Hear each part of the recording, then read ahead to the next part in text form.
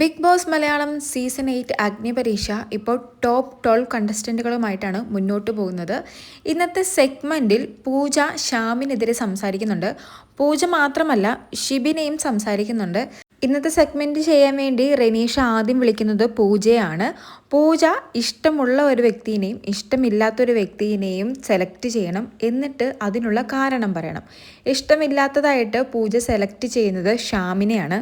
പൂജ പറയുന്നത് ശ്യാം ഫേക്കാണ്, ഗ്രൂപ്പ് ടാസ്കിൽ നിന്നൊക്കെ മാറി നിൽക്കാറുണ്ട്, സ്ക്രീൻ സ്പേസിന് വേണ്ടി ഗ്രൂപ്പ് ടാസ്കിൻ്റെ എന്തെങ്കിലും ചർച്ച വരുമ്പോഴും എനിക്കിതിന് ഇൻട്രസ്റ്റ് ഇല്ല എന്നും പറഞ്ഞ് മാറി നിന്ന് ഓരോ കാര്യങ്ങൾ കാണിക്കുന്നു. അതൊരു സ്ക്രീൻ സ്പേസ് ഉണ്ടാക്കാൻ വേണ്ടിയാണ്, ഒട്ടും വിസിബിൾ അല്ല എന്നൊക്കെയാണ് പൂജ പറയുന്നത്.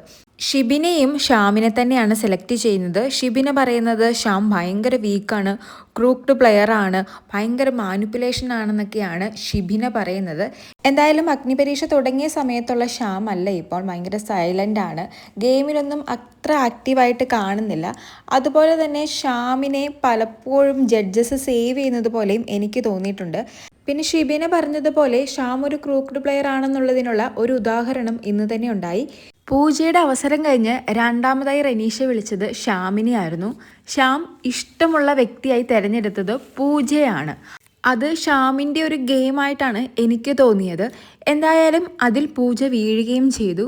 പൂജ എന്നിട്ട് പറയുന്നത്, ഞാനിപ്പോൾ കൺഫ്യൂസ്ഡ് ആണ്, ഇത്രയും നല്ലൊരു മനസ്സ് ഇവനുള്ളത് ഞാൻ അറിഞ്ഞിരുന്നില്ല, ഞാൻ എന്തായാലും ഇനി ഒന്നും കൂടി മാറ്റി ചിന്തിച്ച് നോക്കും, ഞാൻ ഇവനെ ഒബ്സർവ് ചെയ്യും എന്നൊക്കെയാണ് പൂജ പറയുന്നത്.